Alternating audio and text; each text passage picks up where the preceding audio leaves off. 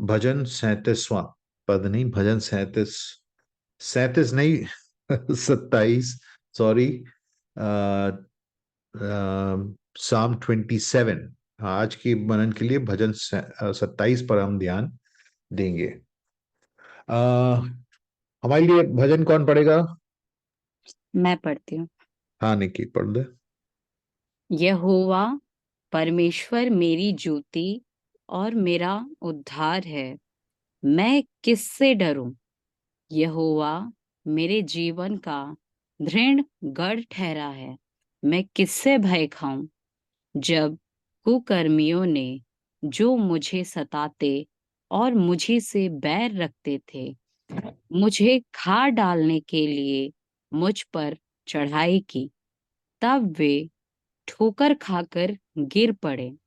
चाहे सेना भी मेरे विरुद्ध छावनी डाले, तो भी मैं ना डरूंगा।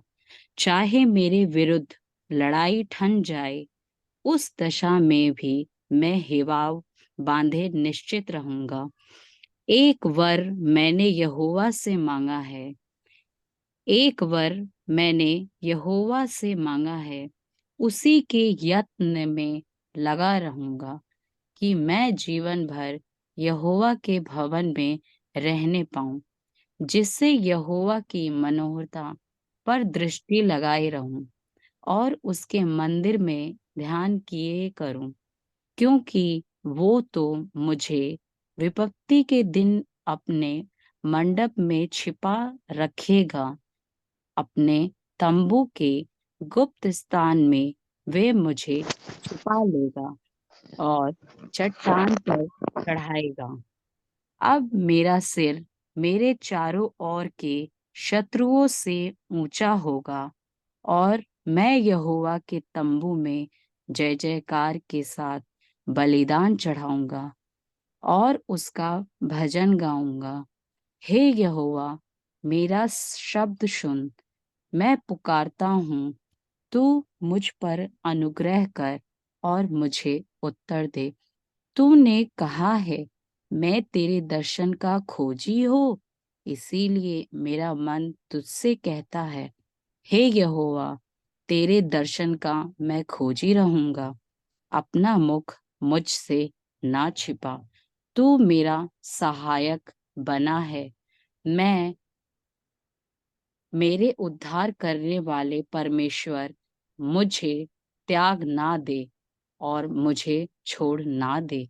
मेरे माता पिता ने तो मुझे छोड़ दिया है, परंतु यहोवा मुझे संभाल लेगा। हे यहोवा, अपने मार्ग में मेरी अगुवाई कर और मेरे द्रोहियों के कारण मुझको चौरस रास्ते पर ले चल। मुझको मेरे सताने वालों की इच्छा पर ना छोड़, क्योंकि झूठे साक्षी जो उपद्र करने की धुन में हैं, मेरे विरुद्ध उठे हैं। यदि मुझे विश्वास ना होता कि जीवतों की पृथ्वी पर यहोवा की भलाई को देखूंगा, तो मैं मूर्छित हो जाता। यहोवा की बाट जोहता रहे, हियाव बांध और तेरा हृदय दृढ़ रहे। हाँ, यहोवा की बाट जोहता रहे। हाँ, निकी, आज की भजन, आज के शाम के अध्ययन और इस भजन का शीर्षक जो है मैंने जो दिया है वो है परमेश्वर हमारा दृढ़ गढ़। परमेश्वर हमारा दृढ़ दृढ़ गढ़। जैसे आपने पढ़ा, ये भजनकार जो है, भजन दाऊद का लिखा है, और वो यहाँ पे परमेश्वर के उस गुण के बारे में हमारे सामने लाता है, जिसके बारे में वो कहता है कि परमेश्वर उसका दृढ़ गढ़ है। पहला अगर आयत देखें उसकी, जो दूसरी पंक्ति, यहोवा मेरे जीवन का दृढ़ गढ़ है। तो आज इस विषय पर, परमेश्वर हमारा दृढ़ गढ़ है, इस पर हम तीन चीजों पर ध्यान फरमाएंगे। पहली बात, परमेश्वर हमारा दृढ़ गढ़ इसलिए क्योंकि उसमें हमारी निश्चितता है कि हम उसमें पूर्णतः निश्चित हैं। तो दूसरी बात, वो दृढ़ गढ़ इसलिए क्योंकि वो हमारा जीवन उसमें केंद्रित है। हम हमारे जीवन की जो जो जो भी बातें हैं, सब बातें उसमें से, उसमें होकर उमड़ती है, वो हमारे जीवन का केंद्र बिंदु है। और तीसरी बात, वो हमारा दृढ़गढ़ इसलिए क्योंकि वो स्थायी है हमारे जीवन में। जब सब कुछ अस्थाई सा है, वो स्थायी है। आइए पहले 3 आयतों पर जरा ध्यान दें। और पहली पॉइंट, जो पहला हमारा विषय वस्तु है आज शाम में, कि परमेश्वर हमारा दृढ़गढ़ इसलिए क्योंकि वो हमारे जीवन में निश्चितता लाता है। परमेश्वर स्वयं हमारे लिए एक निश्चित सच्चाई को प्रदान करता है। जब ऐसे संदर्भों में जब हम जीते हैं जहां पे हमारे हालात जो हैं बदलते रहते हैं, और हम कुछ कुछ चीजों पे हम निश्चय नहीं कर पाते हैं, उन संदर्भों में परमेश्वर स्वयं हमारे लिए निश्चितता बनता है हमारा। मुझे अभी भी याद है, इलाहाबाद के घर में जब हम लोग रहते थे, और इलाहाबाद से जुड़े हैं वो उस बात को उनको एहसास हो सकता है इस बात का, कि जिस घर में रहते थे उसको हम रात को सामने गेट में, पीछे गेट में, ऊपर सब ताला मार के, तालों का, चाबियों का एक गुच्छा हुआ करता था। यानी हम इसको इस तरह बंद करना चाहते थे ताकि हम अंदर सुरक्षित महसूस कर पाए। हम सबों को सुरक्षा जरूरी है। हम वो इंसान हैं, हम वो प्राणी हैं जिनको, जो सुरक्षा की उनको हमको बहुत आवश्यकता होती है। तो इस असुरक्षित वातावरण में, ऐसे संदर्भों में जहां पे जीवन ऐसा लगता है कि कुछ भी स्थायी नहीं है, कुछ भी निश्चित नहीं है, परमेश्वर हमारा दृढ़गढ़ बनता है। तो इस बात को यहाँ पे भजनकार जो है, वो विश्वास का एक प्रस्ताव हमारे सामने, जिसमें वो अटल है, उसको रखता है। विश्वास का प्रस्ताव परमेश्वर पर। ये वो व्यक्ति है जो परमेश्वर की उपस्थिति से वाकिफ है, और उसको वो जानता है कि परमेश्वर उसके साथ सर्वदा है। इसलिए वो परमेश्वर की उपस्थिति से वो आश्वासित है। उसके उसके जो हालात जो है वो बुरे हो सकते हैं, उसके हालात बिगड़े हो सकते हैं। अगर दाऊद के अनेकों भजनों को आप पढ़ेंगे, उसके हालातें ऐसी बुरी हालातों में वो उसने भजन को लिखा है, परंतु इन बदलते हुए विपरीत हालातों में हम इस बात को समझते हैं कि परमेश्वर का जो वो उपस्थिति है, वाचा रूपी उपस्थिति उसके जीवन में, उसके बारे में वो निश्चित है। परमेश्वर उसके जीवन में है करके वो निश्चित है। अब हम शायद दाऊद की तरह हमारे दुश्मन उस प्रकार के दुश्मन नहीं होंगे जैसे दाऊद ने दुश्मनों का सामना किया। वो जब चरवाहा था तो वो जंगली जानवरों का सामना कर रहा था। जब वो राजा बना इसराइलियों का, तो उसके अनेक दुश्मन हुए। उस प्रकार के शायद हमारे जीवन में दुश्मन ऐसा नहीं, ऐसा ऐसा हमारा दुश्मन ना हो, परंतु हम इस बात को समझते हैं कि हमारे जीवन में भी हमें उस निश्चितता की जरूरत है। हालात दाऊद के अलग हो सकते हैं, हमारे अलग हो सकते हैं, परंतु जो हमारे आव भाव है, हमारी प्रतिक्रिया है इन हालातों की, उभरती हुई हालातों पे, चाहे कुछ भी हो जाए, हमारे घर में हादसा हो जाए, हमारे घर में हमारे पड़ोसी हमारे खिलाफ हो जाएं, हमारे हमारा काम जो हम कर रहे थे वो हमसे छूट जाए, ऐसे उभरती हालातों में निश्चित क्या है? वो कहता है कि मैं उस वाचा रूपी परमेश्वर का अनुभवी हूं। वो कहता है एक आयत में, यहोवा मेरी ज्योति और मेरा उद्धार है, मैं किससे डरूं? मैं हालातों से क्यों डरूं? हम हालातों से डर पड़ते। पिछले सप्ताह भी हमने यही देखा था कि हम जब उन वादियों से होकर गुजरते हैं तो हमारा अभाव, हमारा जो प्रतिक्रिया है वो डर का हो जाता है।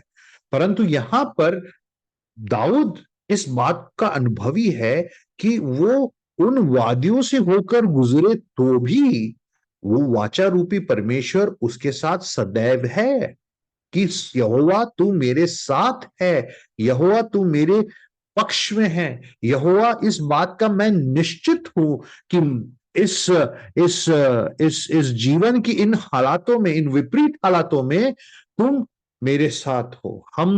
हमारे हालात, जो हम जिस हालातों में जी रहे हैं, वो विपरीत हो सकते हैं। वो हमारे लिए एकदम हमारे जिसे कहते हैं ना कि हमारे आश्वासन के समय नहीं हो सकते हैं। हो सकता है कि हम बीमार पड़ गए हों, हो सकता है कि हमारे जान पहचान में लोगों की हालत खराब हो रही हो सकता है कि हमारे चाहने वाले ही हमारे खिलाफ हो गए हों। कई परिवार ऐसे हैं जो टूट जाते हैं, कई परिवारों में फूट सा पड़ जाता है, कई परिवार में एक दूसरे के ऊपर जो विश्वास का जो रिश्ता है वो टूट सा जाता है। ऐसा अगर हम कलिसिया के बारे में भी देखें, कलिसिया भी एक ऐसी जगह बन जाती है कई कई बार जहां पे हमको वो आश्वासन जो हम चाहते हैं, जो सुरक्षा चाहते हैं, जो जो एक निश्चितता चाहते हैं, वो भी हमको शायद कलिसिया से नहीं मिले। कहने का मतलब दाऊद ये कहना चाहता है कि जिंदगी जो है वो रणभूमि सा बन गया है। हाँ, वो कहता है कि यहोवा तू मेरे जीवन का दृढ़ गढ़ है। यहाँ पे यहाँ पे भजनकार जो है वो अपने आप को झूठी दिलासा नहीं दिला रहा। आप ध्यान दीजिएगा, इस बात को समझने की कोशिश करिएगा।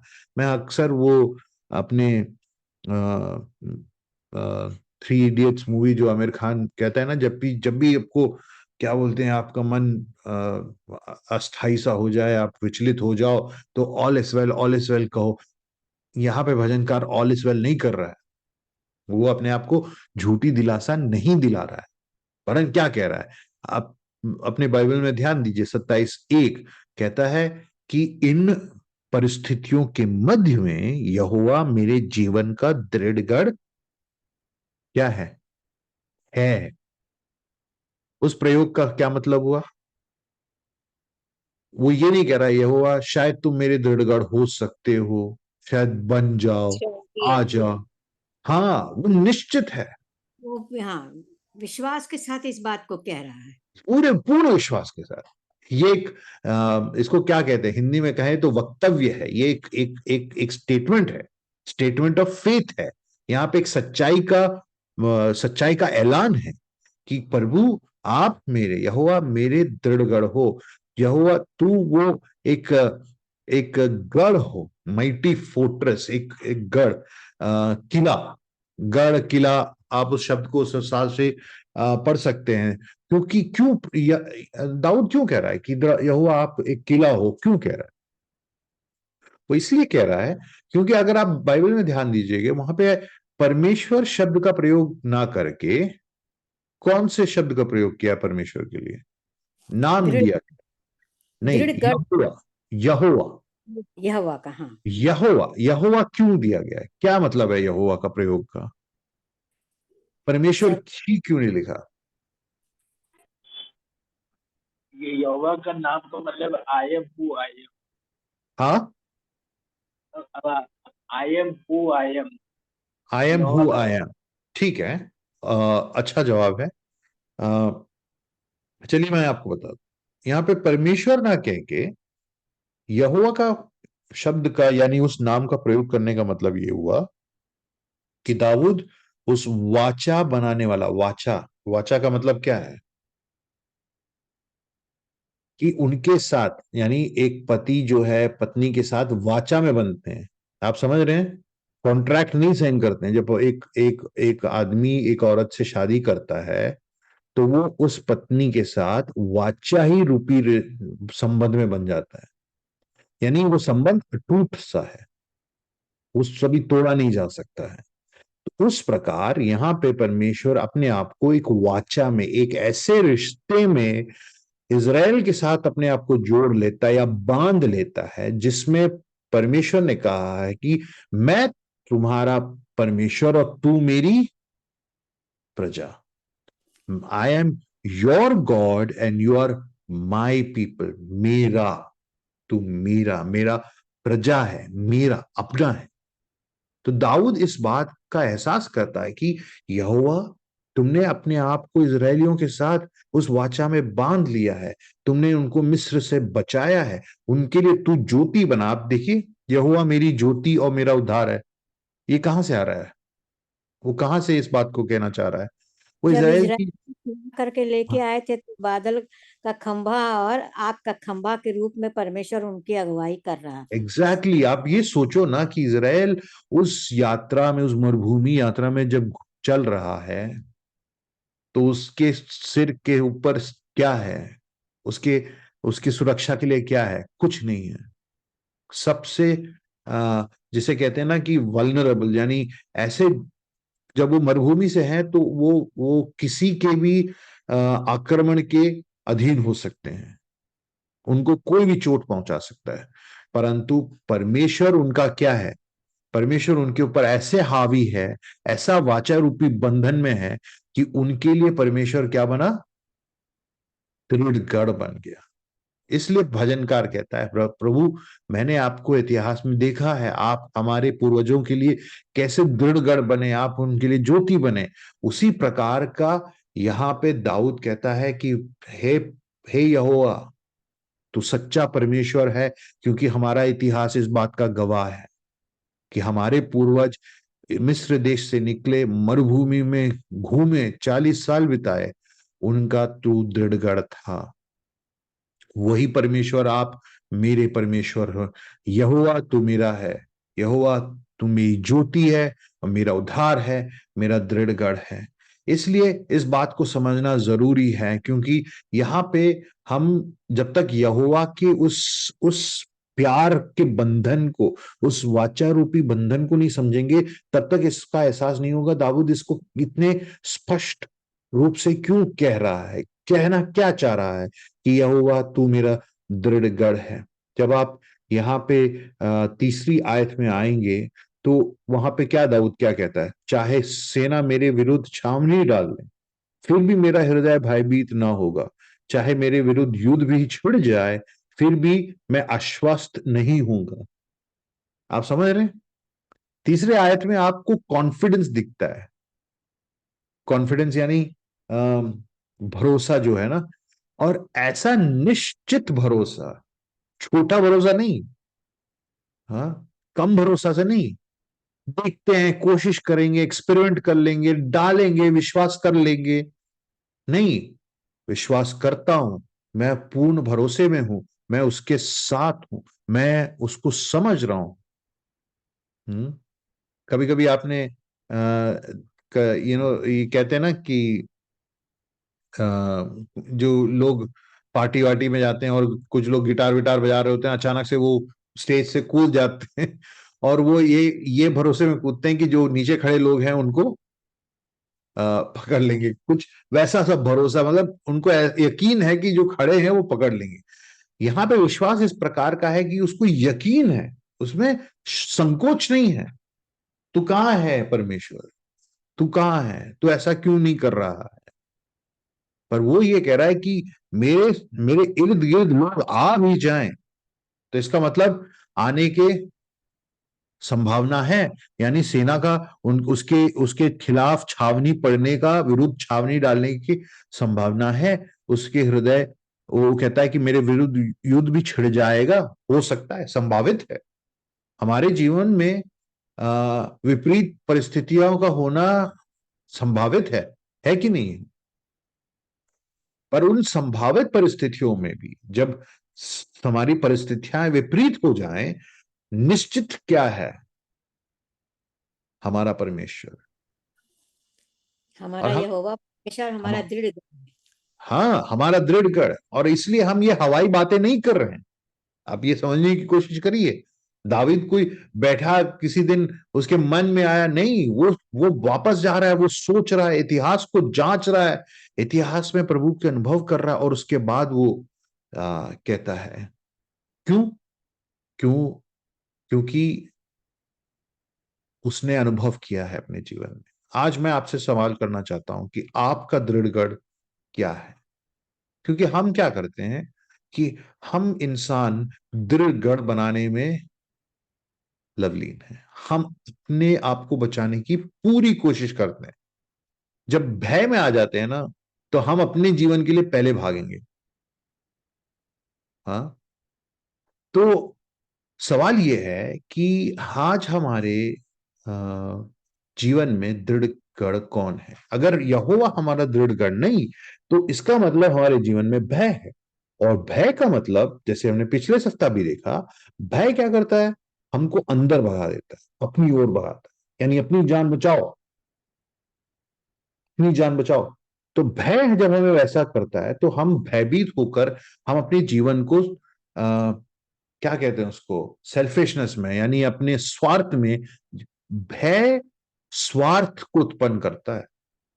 जब हम परमेश्वर में निश्चित नहीं हैं, उसके उस अस्तित्व में, उसके उस चरित्र में, उसके उस वाचारूपी स्वभाव में हम निश्चित नहीं हैं, तो हमारे जीवन में भय होता है। इसलिए आदम वाटिका से जब उसने पाप किया, तो जब परमेश्वर उसे मिलने आया, तो उसने क्या बोला? कि मैं भयभीत, हाँ, और मैं छुप गया। वो कहता है कि मैं भयभीत था, इसलिए मैं छुप गया। तो मैं क्या कहना चाह रहा हूं? मैं ये कहना चाह रहा हूं कि जब हम परमेश्वर के बारे में, इस परमेश्वर है कौन, और इसके बारे में हम जानते कैसे हैं? इसको हवाई रूप में जान नहीं सकते हैं आप। सिर्फ उसको अपने मन में, ओके परमेश्वर परमेश्वर मुझे बचा ले, मुझे बचा ले, नहीं। ऐसा परमेश्वर नहीं है। दाऊद भी ये नहीं कर रहा है, अरे मैं घिरा हुआ हूं, मुझे बचा लो, मुझे बचा लो। नहीं, दाऊद ये भी नहीं कर रहा है। दाऊद क्या कर रहा है? मैं घिरा हुआ हूं, मेरी परिस्थिति विपरीत है, पर मैं सोचता हूं, मैं जांच पड़ताल करता हूं, मैं इस परमेश्वर को वचन की पन्नों में खोजना चाहता हूं। और जब वो वचन के पन्नों को पलटता है, इतिहास को देखता है, इजराइल के अनुभव को समझता है, उनके छुड़ाव को, उनके उद्धार को जानता है, कैसे परमेश्वर उनकी ज्योति बना, कैसे 40 वर्ष उनको लेके चला, इस सब देखने के बाद वो इस बात पर, इस निष्कर्ष पर उतरता है, कहता है कि यहोवा मेरे जीवन का दृढ़ गढ़ है, चाहे जो भी हो जाए मैं नहीं डरूंगा।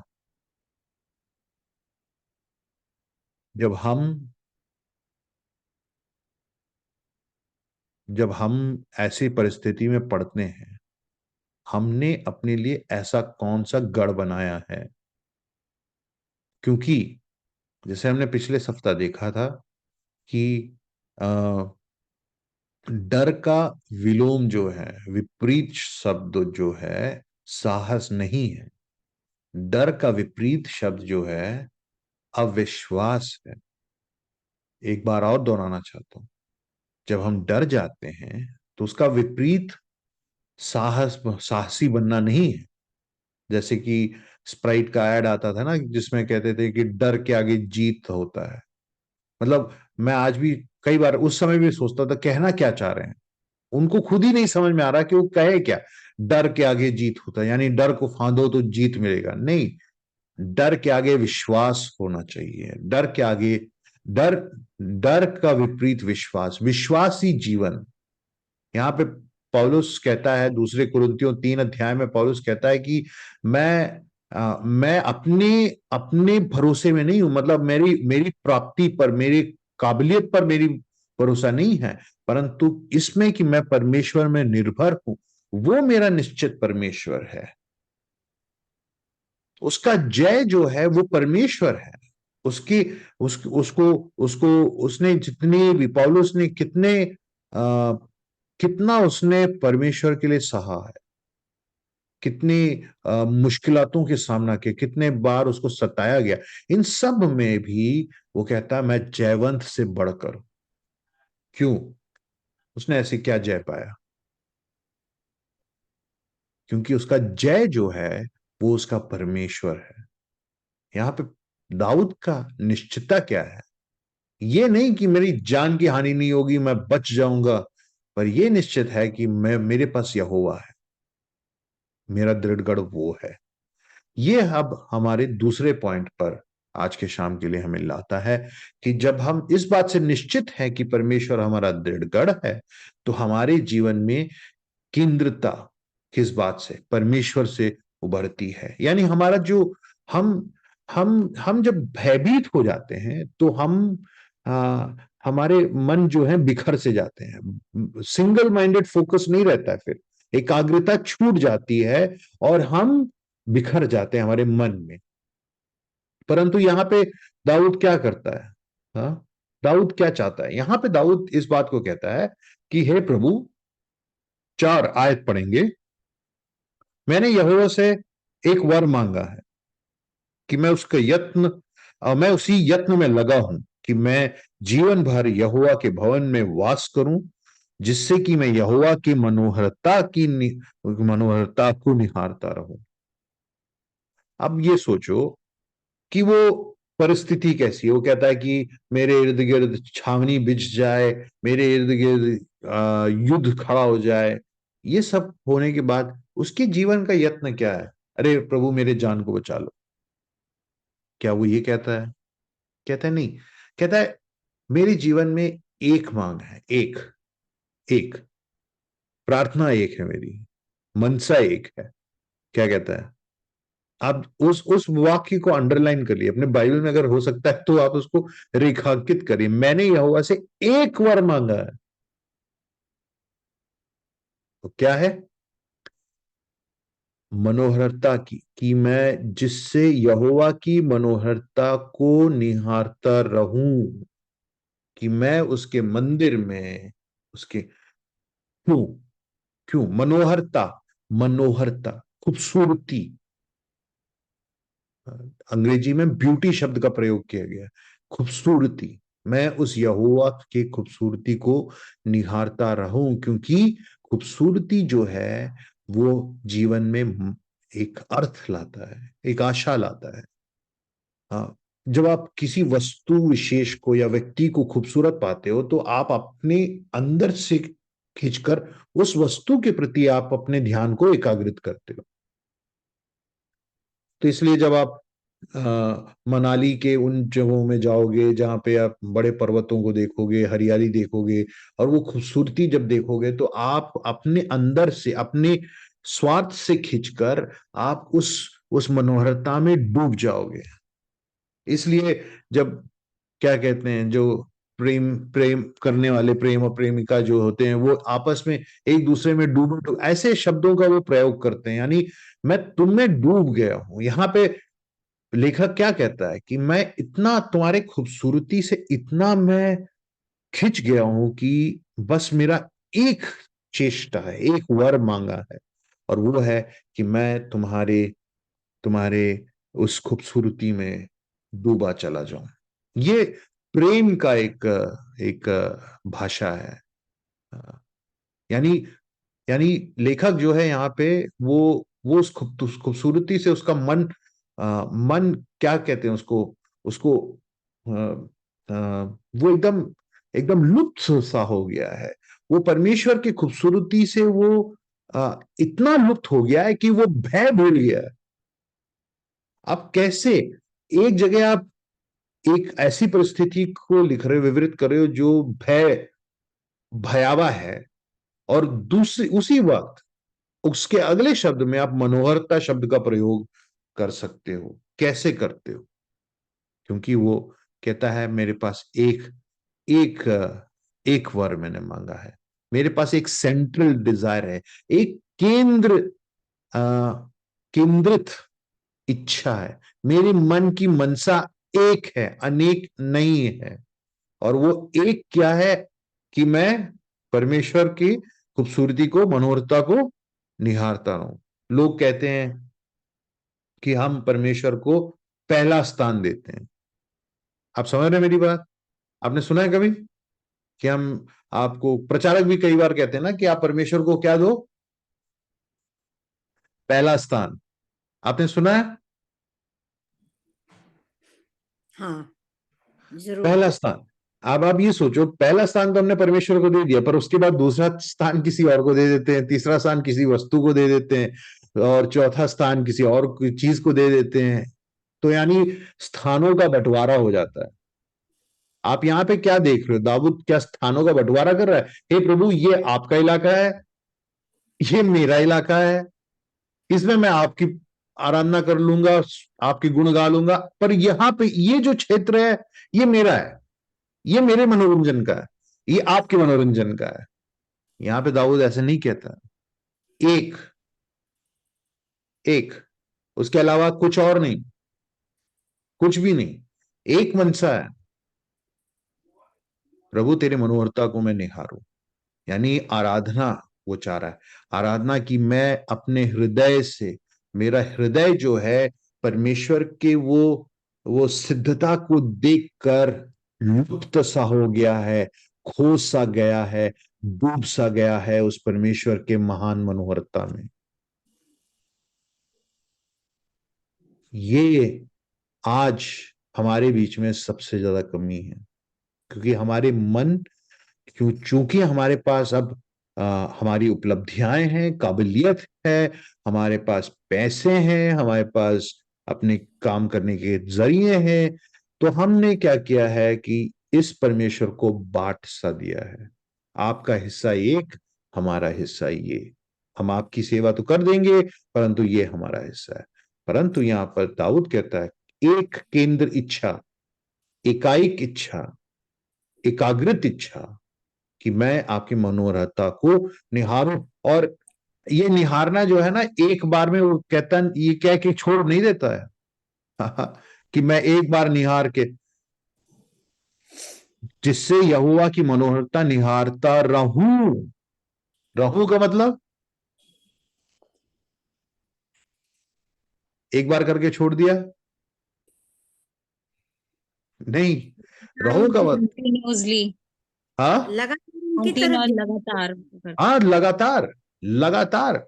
प्यार की भाषा है, प्यार की भाषा है। यानी हमारा परमेश्वर खूबसूरत परमेश्वर, मनोहर परमेश्वर है।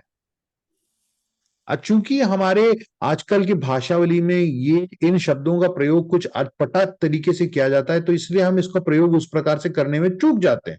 परंतु समझने वाली बात यह है कि ये परमेश्वर जो आपका है, हमारा है, दाऊद का परमेश्वर एक मनोहर परमेश्वर है, जिसकी मनोहरता को निहारने के लिए हमें बुलाया गया है, जिसकी मनोहरता को निहारते निहारते हम कभी भी ऊब नहीं जाएंगे, कभी भी उसमें हम खत्म से नहीं हो जाएंगे, क्योंकि उसकी उसकी उसकी मनोहरता अवर्णनीय है। आप उसका तुलना किसी और से नहीं कर सकते। कोई और ऐसा वस्तु विशेष या व्यक्ति नहीं है जो आप इस परमेश्वर की तुलना कर सकते हैं। इस संसार में आप परमेश्वर की महिमा को, इसके रचयिता की महिमा को इसके रचना में आप दे सकते हैं। परमेश्वर इस संसार का नींव है, सुंदरता खूबसूरती का वो आधार है। आप ये समझने की कोशिश करें। आजकल हमने इस शब्द खूबसूरती का शब्द का जो उसका जो विवरण है उसको अलग कर दिया है, हम उसको कुछ और तरीके से समझने लगते हैं। परंतु परमेश्वर इस संसार का नींव है और खूबसूरती का आधार है, और वो सच्चा परमेश्वर है, और वो सिद्ध है, सिद्ध है। आप किसी चीज को खूबसूरत कब कहते हो? आप तब कहते हो जब वो चीज सिद्ध हो, एग्जैक्ट हो, पूर्ण हो। परफेक्शन इज ब्यूटी, सिद्धता खूबसूरती है। आप जब किसी व्यक्ति को कहते हो आप बहुत खूबसूरत लग रहे हो, तो आप कहना क्या चाह रहे हो? आप कह रहे हो कि आपके जो आपका जो मुख है वो एकदम परफेक्ट सा है, उसमें कोई कमी नहीं, कोई खोट नहीं, कुछ मतलब आप एकदम सिद्ध हो, ये कहना चाहते हो आप जब कहते हो किसी व्यक्ति से कि आप खूबसूरत हो। हाँ, तो क्या हुआ अदन की वाटिका में, जहां पे आदम ने उस खूबसूरत परमेश्वर से, आप उस भाषा को भी देखिए। अदन की वाटिका में आदम ने परमेश्वर के से अपनी निगाहें हटाई और उस फल पर उसने निगाहें रखी, तो उसमें वहां पे कहा गया है कि उसने वो फल ने उसको लुभा लिया। आज आपको क्या लुभा रहा है?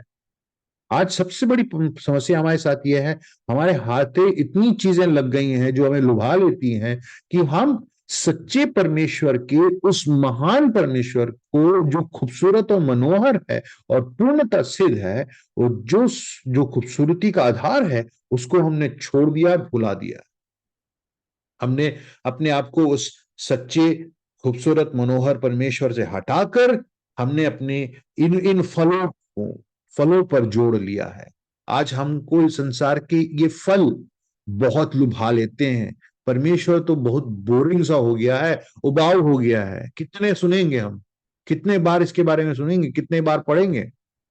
सबसे बड़ी समस्या हम सबों के साथ है, और मैं उसमें अपने आप को शामिल ये करना चाहता हूं कि आज हम इतने डिस्ट्रैक्टेड हैं, हम इतने विचलित हैं, हम इतने बिखरे बिखरे से हैं कि हमारे पास समय नहीं है, हमारे पास सुनने के लिए खूबसूरती सिर्फ देखी नहीं जाती है, खूबसूरती सुनी जाती है।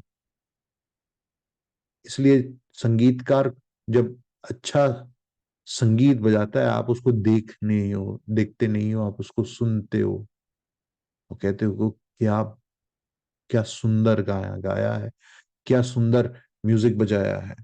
आप जब तक परमेश्वर की इस महानता को, उसकी इस खूबसूरती को, यानी उसकी उसके गुणवत्ता को नहीं समझोगे, देखोगे, आप नहीं समझ पाओगे कि आपके जीवन में सेंटर क्या है, आपका सेंटर क्या है। आदम को बनाया, बोला कि मैं तुम्हारे जीवन का केंद्र बिंदु हूं। परमेश्वर ने कहा तुम मेरी आराधना, परंतु उसने परमेश्वर को छोड़कर वो फलों और फूलों के पीछे चला गया है।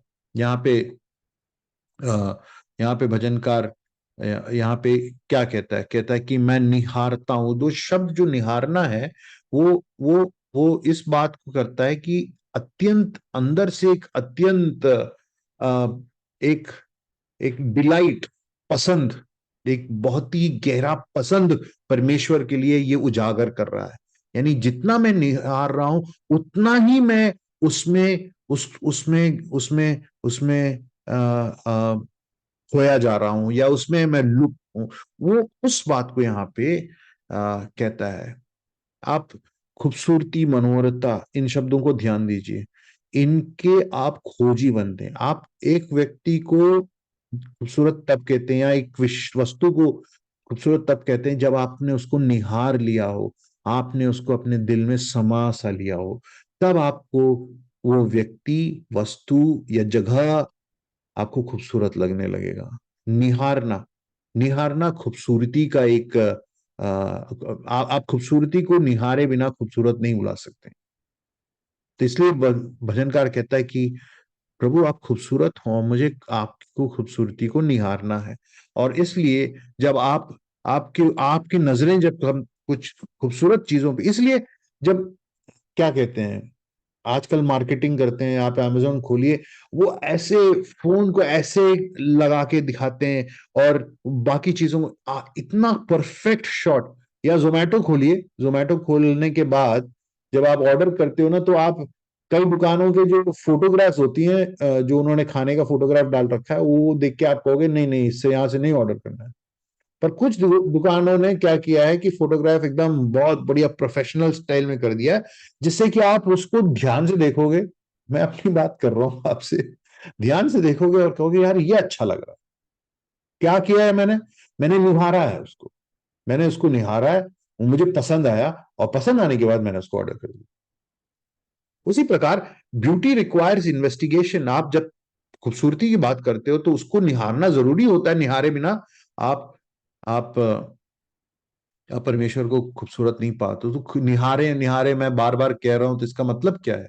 इसका मतलब ये है कि दाऊद के जैसा प्रार्थना करने की जरूरत करें हम सब। ये नहीं कि हे प्रभु मुझे ये हो गई, कमी घटी हो गई। हमारी प्रार्थना में वक्तव्य कम, और क्या कहते हैं उसको, निवेदन ज्यादा होते हैं। हे प्रभु मेरे साथ ये है, ये है, ये है। परंतु दाऊद अगर निवेदन रख भी रहा है, तो उसने कुछ बात यहोवा के बारे में कहा है, स्पष्ट स्पष्ट रूप में कहा है। वो क्या कहा है कि यहोवा तू मेरा दृढ़ गढ़ है, तू मनोहर है। हम दुआएं जो है, हम भय से कर लेते हैं, या जरूरतमंद के हिसाब से करते हैं। यहाँ पे दाऊद जो है, भय से भी नहीं, जरूरतमंद के हिसाब से भी नहीं, परंतु दिल की इच्छा से, एक बार, हे प्रभु एक बार। और मैं वही चाहता हूं, वेन हम जब दुआ करते हैं, हम जब दुआ कर रहे हैं, हम जिस दाऊद की तरह दुआ कर रहे हैं, तो हम उसके उस महत्व को, उसकी महानता को, उसकी मनोहरता को निहारते हैं अपने दुआओं में, वचन के पन्नों में हम उसको निहार रहे हैं। हाँ, अगर आप 8वीं आयत देखिए, समय नहीं है उस सारी आयतों को पढ़ना, पर अगर आप 5 से लेके आप पढ़ेंगे तो वहां पे आपको दिखेगा कि कैसे वो उस परिस्थिति में, छठी आयत की लास्ट लाइन देखिए, मैं यहोवा का गीत गाऊंगा, उसकी स्तुति गान करूंगा। छठे आयत में, तब मेरे सिर पर चारों ओर शत्रुओं से ऊंचा होगा और मैं यहोवा के तंबू में जय जयकार के साथ बलिदान चढ़ाऊंगा। 7वां आयत, हे यहोवा, जब मैं पुकारूं तो मेरी पुकार सुन, मुझे अनुग्रह कर और मुझे उत्तर दे। अब 8वां आयत देखिए, 8वें आयत में बड़ा बहुत प्यारा सा लिखा हुआ है, तूने कहा है मेरा दर्शन के खोजी हो, तब मेरे मन तुझसे कहेगा, हे यहोवा, मैं तेरा दर्शन का खोजी हूं। हम किसके खोजी हैं? हमारे हृदयों को जो जो हिल सा गया है, जो परमेश्वर पे एकाग्रित होना है, केंद्रित होना है, वहां से जो हिल गया है, आज मौका है हमारे पास कि हम इसको वापस अपने परमेश्वर पर पुनः स्थापित करें। क्योंकि जब हम इन अवस्थाओं में, परिस्थितियों में रहते हैं, हम जब बिखरे बिखरे से रहते हैं, हमें दाऊद इस बात को कह के प्रोत्साहित करता है कि मैं दाऊद एक वर मांगता हूं, वो है कि परमेश्वर को मैं निहारूं। वो कहता है कि मैं परमेश्वर से एक संबंध में, गहरे रिश्ते में बनना चाहता हूं। सिर्फ परमेश्वर से चीजों की मांग नहीं, परंतु परमेश्वर, मैं तुझे मांगता हूं, तुझे मांग रहा हूं। आई नीड यू, मुझे तेरी जरूरत है। हाँ, पिछले हफ्ते में यही देखा कि है यहोवा मेरा परमेश्वर है, मुझे कोई घटी नहीं। आप हो, अगर परमेश्वर तू मेरे साथ है, मुझे अगर घटी किसी और वस्तु की है तो भी मुझे कोई घटी नहीं, क्योंकि आप मेरे हो। जब हम इस मनोहरता को अनुभव करते हैं, दाऊद का अनुभव क्या है? जब वो उस मनोहरता को निहारता है तो उसके जीवन में स्वयं सा ही वो सुरक्षित महसूस करता है, क्योंकि वो परमेश्वर को जान रहा है। और ये हमारी तीसरे पॉइंट को ले आता है कि हम सिर्फ केंद्रता नहीं, परंतु आखिरकार स्थायीता, यानी हमारे जीवन में क्या स्थायी है? सिर्फ परमेश्वर ही स्थायी है। 9 से 14वें आयत के बीच में हम इन सच्चाई को देखते हैं। यहाँ पे जैसे ही दाऊद जो है यहाँ पे फिर से एक बार भावुक सा हो जाता है। अगर आप 10वीं आयत को पढ़े तो क्या कहता है 10वीं आयत में? 9वीं आयत में आप पढ़िए, अपना मुख मुझसे ना छुपा, क्रोध से आकर अपने सेवक को दूर ना हटा, तू मेरा सहायक रहा है। हे उद्धारकर्ता परमेश्वर, मुझे ना त्याग और ना मुझे छोड़। 10वीं आयत को देखिए, 10वीं आयत पढ़िए, वो कहता है कि मेरे माता पिता ने तो मुझे छोड़ दिया है, परंतु यहोवा मुझे संभाल लेगा।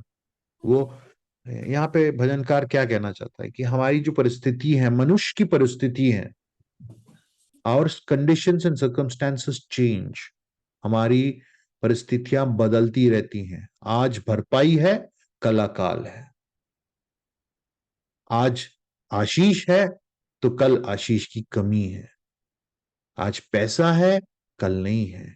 आज हमारे माता पिता हैं, कल होंगे नहीं होंगे, इसका हमें कोई गारंटी नहीं है। यहाँ पे लेखक इस बात को अंगीकार कर रहा है। वो ये नहीं कह रहा कि छोड़ दिया हो सकता है वो उस बात को कहने की कोशिश कर रहा हो कि वो अब नहीं रहे, मैं अकेला हूं।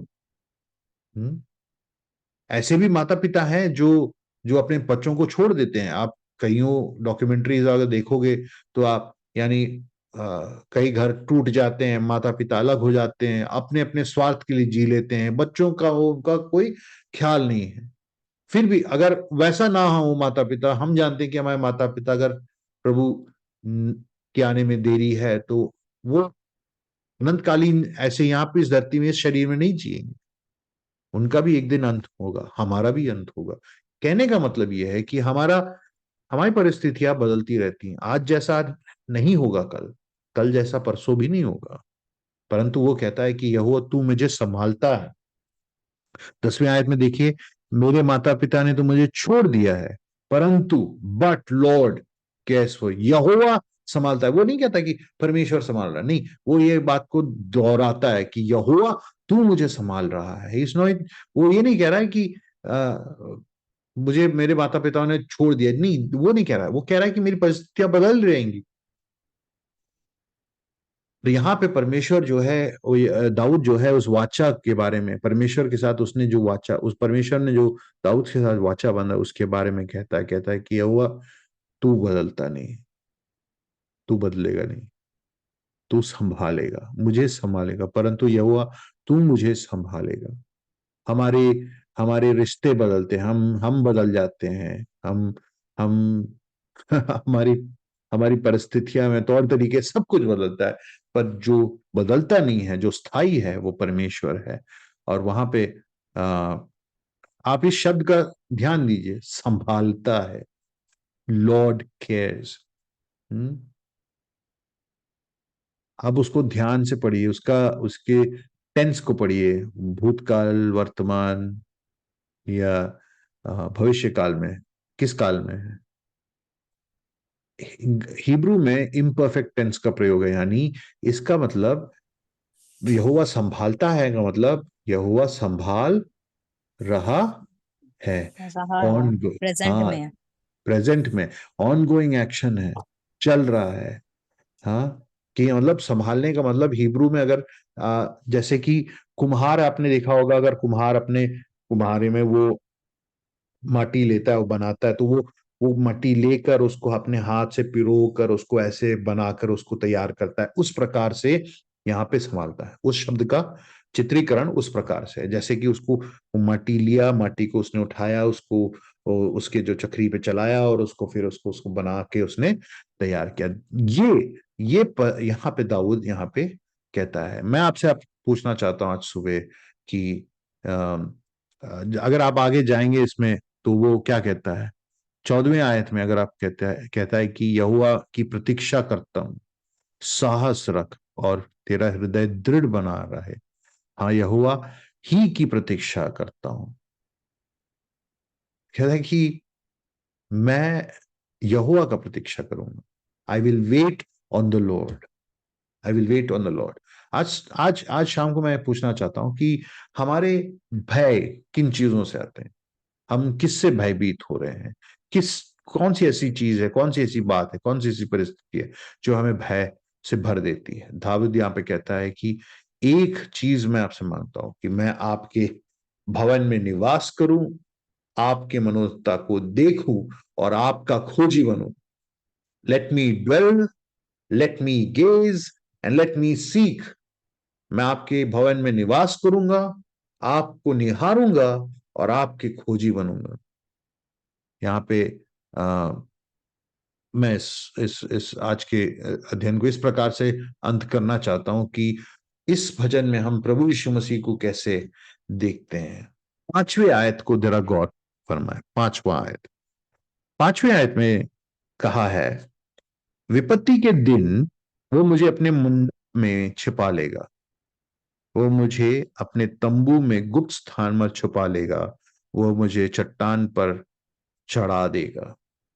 दो शब्दों का यहाँ पे उसने प्रयोग किया है 5वें आयत में, छिपा लेगा।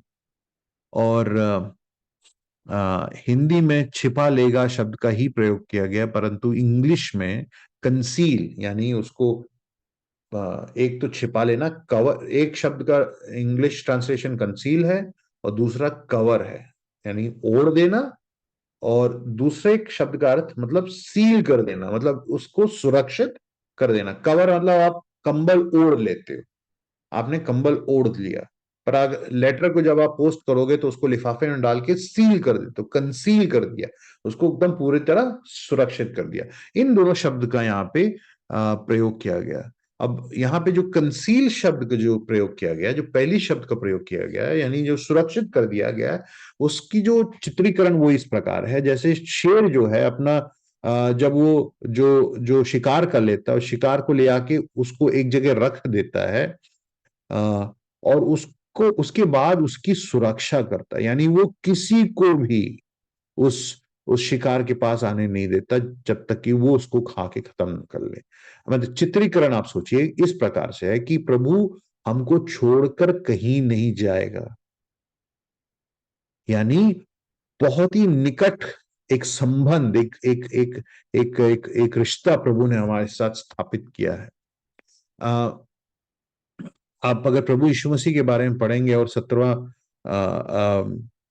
यूहन्ना रचित सुसमाचार 17वां अध्याय अगर आप पढ़ेंगे तो वहां पे आप पढ़ेंगे कि कैसे प्रभु यीशु मसीह अपने प्यार को अपने पिता के प्रति और पिता के प्यार को अपने प्रति जताता है कि तूने मुझे महिमित किया है।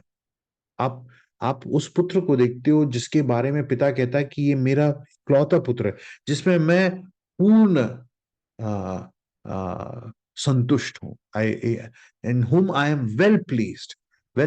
यानी पिता के लिए पुत्र प्रभु यीशु मसीह महत्वपूर्ण था। इसलिए जब वो बपतिस्मा ले रहा था तो क्या हुआ वहां पे, अगर आप उस चित्रीकरण को पढ़ेंगे, उस घटना को पढ़ेंगे तो वहां पे कहा कि स्वर्ग किवाड़ खोले गए, द हेवेंस डोर ओपन, वो फाड़ कर खोला और आत्मा उतरी और आवाज उतरी कि आई एम वेल प्लीज्ड। जैसे कि पर्दे को फाड़ कर पिता उसके पास आना सा चाह रहा हो। परंतु जब आप कलवरी के क्रूस पर देखोगे, जब पुत्र ने पुकारा, हे परमेश्वर तू ने मुझे क्यों छोड़ दिया है, स्वर्ग बंद सा रह गया है, बंद सा रह गया है। क्यों? क्योंकि अगर आप इसमें 13वीं आयत को अगर आप पढ़ेंगे, मुझे विश्वास है कि मैं जीवितों की भूमि पर यहोवा की भलाई को देखूंगा। हमारे लिए, हमको जीवन देने के लिए प्रभु यीशु मसीह उस क्रूस पर मारे गए। हमको दृढ़ गढ़ देने के लिए, हमको उस परमेश्वर के साथ उस वाचा में बांधने के लिए, ताकि परमेश्वर हमें अपने प्रेम में, अपने में हमको छिपा ले, हमको ओढ़ ले, हम हमारे अपने अपने हाथों को हमारे चारों तरफ से हमको ओढ़ ले। वो उस कलवरी के क्रूस पर मारा गया ताकि हम उसके खोजी बने, ताकि हम उसके निवास स्थान के निवासी बने, ताकि हम उसको निहारे, ताकि हम उसकी खोजी बने। धन्यवाद। प्रभु के नाम की महिमा हो। अगर कोई सवाल है तो हम कर सकते हैं, अन्यथा मैं स्टीव भाई अगर वहां पे हैं तो मैं स्टीव भाई से दुआ करूंगा कि प्रार्थना करके आज का सभा अंत करेंगे। Okay, brother. Should we wait for questions? कोई सवाल है? It's okay, brother.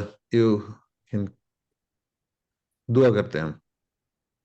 हमारे स्वर्गीय पिताजी, हम आपके चरणों में आते हैं।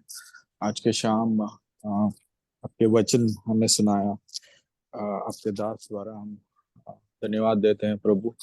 आप हमारे स्थिर गढ़ हो प्रभु। हम आपकी तरफ निहारे, आपको देखें, आपसे सीखें, आपके खोजी बने।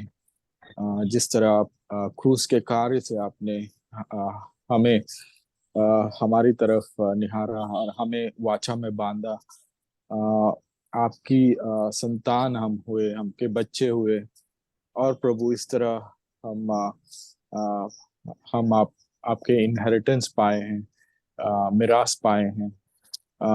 प्रभु इस शाम हमारे दिलों को जानते हैं, जो भी हमारे दिल में भय है प्रभु, जो भी विपत्ति है, जो भी परिस्थिति में हम गुजर रहे हैं, आप सब जानते हैं प्रभु। प्रभु हमारे ऊपर तरस खाइए, हमारा विश्वास बढ़ाइए, क्योंकि प्रभु आप प्रभु हैं। आप हर परिस्थिति को संभाल सकते हैं और आप हमारे स्थिर गढ़ हैं प्रभु। हमारा विश्वास आप पे हो, हमारे जीवन में स्थिरता हो प्रभु। परिस्थितियों के कारण नहीं, पर ये इसलिए कि हम आपकी तरफ देखते हैं, इसलिए कि आप हमारे प्रभु हैं। तो इसमें हम स्थिरता पाए और प्रभु हम आपकी तरफ निहारते जाएं। हमारे जीवन में कुछ भी ऐसा नहीं कि जो शाश्वत है प्रभु, सिर्फ आप ही हमारे जीवन में शाश्वत हो।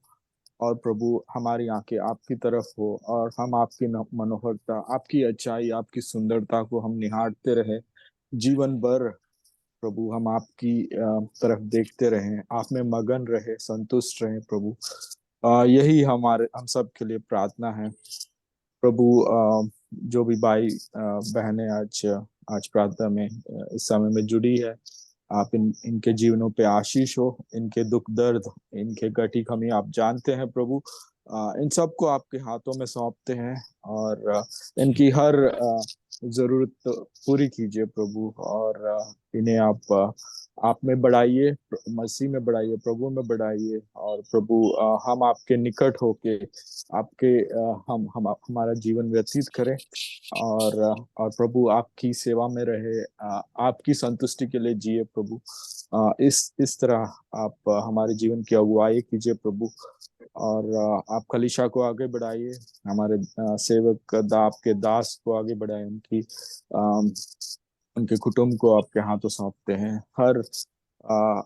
हर मसीह को आपके हाथों सौंपते हैं, हर विश्वासी के आपके हाथों सौंपते हैं प्रभु। इस समय पे आशीष हो, बाकी समय आपको हाथों सौंपते हुए, हमारे जीवनों को आपके हाथों सौंपते हुए प्रभु यीशु मसीह के नाम में प्रार्थना हम मांगते हैं। आमीन।